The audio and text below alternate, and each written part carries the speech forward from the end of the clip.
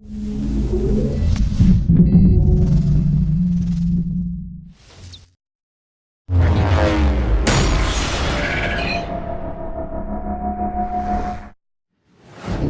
this video, we will be going over properly using traps and how to counter them.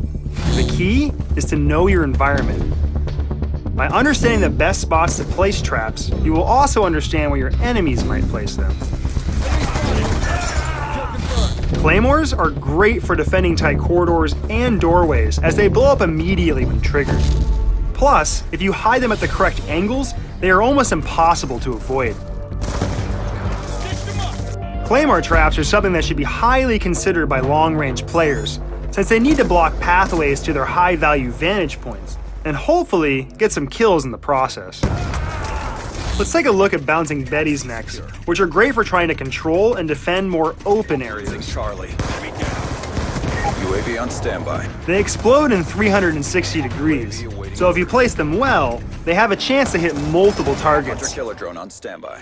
It takes a couple of seconds for them to explode, so enemies have a little time to cut around a corner and get out of the blast zone. On the other hand, Bouncing Betties are great for holding down objective points, such as bomb sites in Search and Destroy. Shock charges are an interesting trap. They can be thrown pretty far and they stick to any surface. So instead of throwing them on the ground like you would Claymores or Bouncing Betties, stick them to a wall, or better yet, a low ceiling.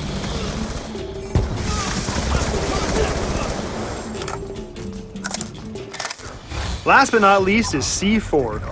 C4 can be used in a lot of different ways, since it can be thrown a good distance, sticks to any surface, and has a large explosion radius.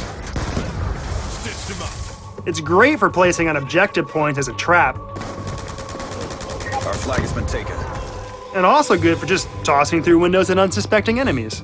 They dropped our flag. By understanding where traps work best, you'll not only know where to use them, but also where to expect them. The Engineer Perk is a good addition to your loadout if enemy traps are giving you trouble. It helps you see traps better and delays their detonation. Fury Bravo. Traps are great for defending positions, controlling areas, and generally covering you or your teammates' backs. But the same is true for the enemy as well, so use situational awareness or be prepared to pay the price.